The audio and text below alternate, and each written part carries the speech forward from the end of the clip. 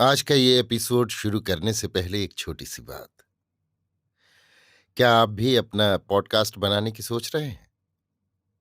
तो anchor try कीजिए। ये पॉडकास्ट बनाने का सबसे आसान तरीका है। नंबर एक, ये फ्री है। नंबर दो, इसमें कई सारे ऐसे टूल्स हैं जो आपको अपने फोन और कंप्यूटर पर रिकॉर्ड और एडिट करने की फैसिलिटी देते हैं। नंबर तीन, आप अपने पॉडकास्ट को डिस्ट्रीब्यूट भी कर सकते हैं, जिससे इसे स्पॉटिफाई और दूसरे प्लेटफॉर्म पर सुना जा सके। तो डाउनलोड कीजिए फ्री एंकर ऐप या विजिट कीजिए anchor.fm पर अपना पॉडकास्ट स्टार्ट करने के लिए। ये तो थी एक छोटी सी जानकारी, और अब शुरू करते हैं एपिसोड का सिलसिला। तो आज के एपिसोड में लीजिए सुनिए अयोध्या सिंह उपाध्याय हरिऔध के लिखे उपन्यास अधखिला फूल की 18वीं पंखुड़ी, मेरी यानी समीर गोस्वामी की आवाज में। एक बहुत ही घना वन है। आकाश से बातें करने वाले ऊंचे ऊंचे पेड़ चारों ओर खड़े हैं। दूर तक डालियों से डालियां और पत्तियों से पत्तियां मिलती हुई चली गई हैं। जब पवन चलती है और पत्तियां हिलने लगती हैं, उस घड़ी एक बहुत ही बड़ा हरा समुद्र लहराता हुआ सामने आता है। बड़, साल और पीपल के पेड़ों की बहुतायत है, पर बीच बीच में दूसरे पेड़ भी इतने हैं जिससे सारा वन पेड़ों से कसा हुआ है। इस पर बेल, बूटे और झाड़ियों की भरमार। सूरज की किरणें कठिनाई से धरती तक पहुंचती थीं। कहीं कहीं तो उनका पहुंचना भी कठिन था। वहां सदा अंधेरा रहता। एक चौड़ी खोर ठीक वन के बीच से होकर पश्चिम से पूरब को निकली थी। जहां पहुंचकर ये खोर लोप होती, वहां कुछ दूर तक वन बहुत घना न था। एक घड़ी दिन और है। वन में सरसर छटपट की धुन हो रही है। बरसाऊ बादल आकाश में फैले हुए हैं। पत्तों को खड़खड़ाती हुई बयार चल रही है। धीरे धीरे सहज डरावना बन और भी डरावना हो रहा है।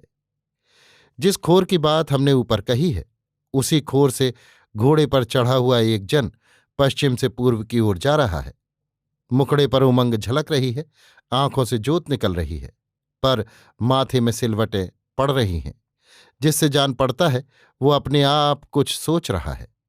घोड़ा बहुत ही धीमी चाल से चल रहा है, पर कान उसके खड़े हैं। कभी कभी वो चौंक भी उठता है।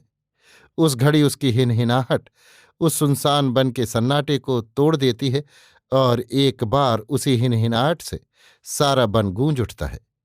धीरे धीरे तानपूरे का मीठा सुर चारों ओर फैलने लगा। साथ ही एक बहुत ही सुरीले गले से गीत गाया जाने लगा। पीछे तानपूरे का मीठा सुर और सुरीले गले की तान मिलकर एक हुई, और एक बहुत ही सुहावनी और जी को बेचैन करने वाली धुन सारे वन में गूंजने लगी। ये धुन धीरे धीरे ऊपर बयार में उठी, पीछे खोर पड़ जाने वाले के कानों तक पहुंचा। वो चुपचाप गीत सुनने लगा। गीत ये था, लावनी। जग का कुछ ऐसा ही है ढंग दिखाता, एक रंग किसी का कभी नहीं दिन जाता। जिससे पौधों ने समा निराला पाया, जिसने बरबस था आंखों को अपनाया, जिसके ऊपर था जी से भौर लुभाया, बहती बयार को भी जिसने महकाया। वो खिला सजीला फूल भी है कुम्हलाता, एक रंग किसी का कभी दिन नहीं जाता। देखा जिसको जग बीच ध्वजा फहराते, राजे जिसके पांवों पर शीश नवाते, सुन करके जिसका नाम वीर घबराते, जिसकी कीरत सब और सभी थे गाते, कल पड़ा हुआ वो धूल में है बिललाता। एक रंग किसी का कभी नहीं दिन जाता। पड़ते थे जिसके तीन लोक में डेरे, यम भी डरता था आते जिसके नेरे, थे और देवते जितने जिसके चेहरे, कांपता स्वर्ग जिसके आंखों के फेरे, उस रावण को था गीधा नौच कर खाता। एक रंग किसी का कभी नहीं दिन जाता। कब तक कितनी हम ऐसी कहें कहानी, अपने जी में तू समझ सोच रे प्राणी। क्यों धर्म छोड़कर करता है मनमानी, तू क्यों बिगाड़ता है अपना पत पानी। है पल भर में धन जोबन सभी बिलाता, एक रंग किसी का कभी नहीं दिन जाता। घोड़े पर चढ़ा हुआ कौन जा रहा है, क्या ये बतलाना होगा? ऊपर के गीत को सुनकर आप लोग आप समझ गए होंगे वो कौन है। जो न समझे हों तो मैं बतलाता हूं, वो कामिनी मोहन है।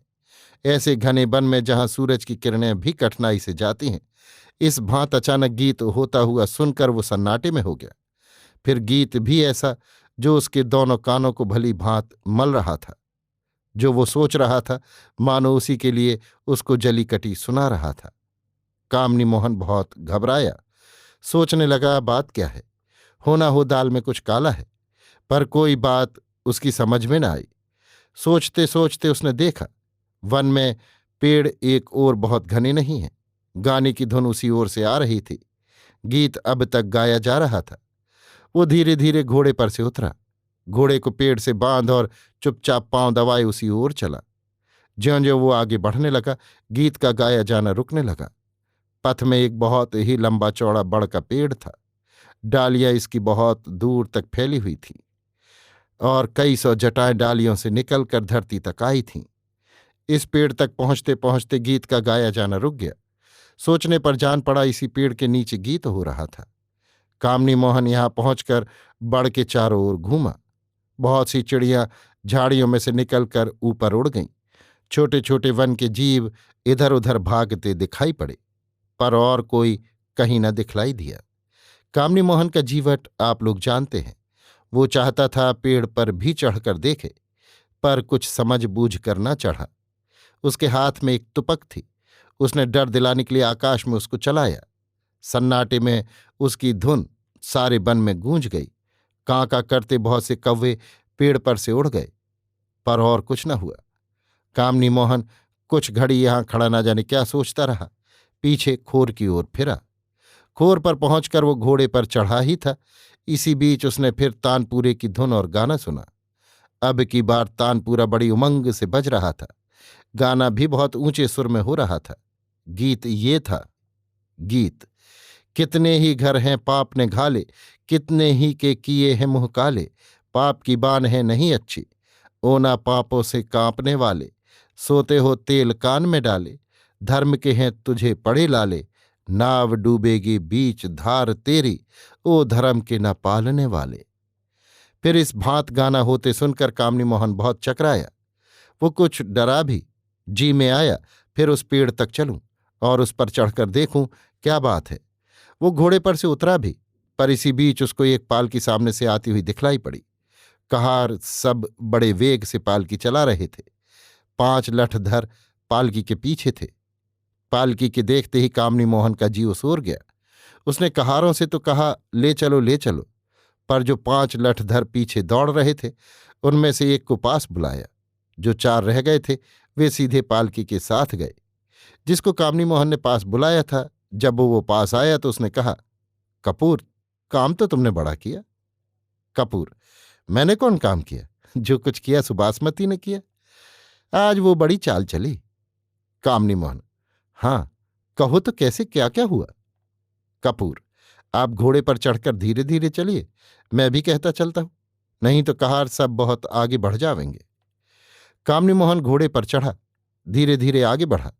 त्यों ही वन में तानपूरे के साथ गीत होता हुआ उसको फिर सुनाई पड़ा। अब की बार पूरी पूरी टीप लग रही थी। पवन में तान की लहर सी फैल रही थी। गीत ये था। गीत: फिर रहे हो बने जो मतवाले, तो किसी के पड़ोगे तुम पाले। जो कसर काढ़ लेगा सब दिन की, वो किसी की ना मानने वाले। इस गीत को कपूर भी सुन रहा था। उसने कहा, बाबू, वन में आज ये गाना कैसा हो रहा है? इस ओर मैं बहुत आया गया हूं, पर इस भांत गाना होते कभी नहीं सुना। कामिनी मोहन ने कहा, जान पड़ता है ये जागती हुई धरती है, तभी यहां ऐसा गाना सुनाई दे रहा है, नहीं तो और कोई बात तो समझ में नहीं आती। जाने दो इन पछड़ों को, बन ही है, तुम अपनी बात कहो। कपूर: आपके कहने से जिस भांत 10-10, 5-5 देकर गांव की 50 स्त्रियों को बासमती ने आपके काम के लिए गांठा था, आप जानते हैं। बेले के बने हुए फूल में जो अचेत करने वाली औषधि लगाई गई थी, उसका भेद भी आपसे छिपा नहीं है। इन 50 स्त्रियों और बने हुए बेले के फूल ने आपका सब काम कर दिया। ये कहकर कपूर ने सारी बातें कह सुनाई। पीछे कहा, फूल को सूंघकर ज्यों देवहूति अचेत हुई, त्यों पास की 5-6 स्त्रियों ने उसको पकड़कर एक पालकी में सुला दिया। इसी पालकी में सरला की भौजाई घाट पर आई थी। कहार सब भी साट में थे। ज्यों देवहूति पालकी में सुलाई गई त्यों उन सबों ने पालकी उठा दी। पहले ये सब सीधे सरला की भावच के द्वार पर आए। वहां कुछ घड़ी पालकी उतारी, पीछे पालकी को उठाकर कुछ दूर उसको इस भांत ले चले जैसे कोई रीति पालकी ले चलता है। गांव के बाहर आकर वे सब पवन से बातें करने लगे और अब तक उसी ढंग से चले आ रहे हैं। कामनी मोहन: ये तो हुआ, पर क्या इस बात को उसकी मौसी ने नहीं जाना? कपूर: वो कैसे जानती? जब कहार सब पालकी उठाकर चल दिए, उन्हीं स्त्रियों में से दो एक ने देवहूति के हाथ से गिरकर पानी में बहती हुई कपड़ों को दिखलाकर ऐसी बातें कहीं जिससे उसकी मौसी के जी में उसके घड़ियाल के मुख में पड़ने की बात ठीक जच गई। इस घड़ी सारे गांव में ये बात फैल गई है, देवहूति को घड़ियाल उठा ले गया। कामनी मोहन: बासमती अच्छी चाल चली, पार्वती का कान काट लिया। कपूर: बात सच है, पर ये स्त्रियों के बीच की बात है, बहुत दिन न छिपेगी। कामनी मोहन: ना छिपे, काम निकल जाने पर कोई जानकर ही क्या करेगा। मैं देवहूति से ही ऐसी बातें कहलाऊंगा जिसको सुनकर सभी हाथ मलते रह जावेंगे। कपूर: राम ऐसा ही करे, पर इस घड़ी जो करना है उसको कीजिए। देखिए पालकी खोर तक पहुंच गई। कामनी मोहन: कहारों से कहो पालकी रख दे। कपूर ने पुकार कर कहा। कहारों ने पालकी रख दी और घर की ओर फिरे। अब जो चार लठधर पीछे थे वे पालकी लेकर वन में धंसे। कपूर ने इन चारों की आंखों पर पट्टी बांध दी। दूर तक वे सब इसी भांत पालकी लेकर चले। कपूर आगे आगे था, पीछे इन सबों से भी पालकी रखा ली गई। कपूर साथ साथ आकर इन सबों को खोर तक पहुंचा गया। यहां पहुंचने पर इनकी पट्टी खोल दी गई। पट्टी खुलने पर ये चारों भी घर फिर आए। कपूर फिर वन में चला गया। अभी आप सुन रहे थे अयोध्या सिंह उपाध्याय हरिऔध के लिखे उपन्यास अधखिला फूल की 18वीं पंखुड़ी, मेरी यानी समीर गोस्वामी की आवाज में।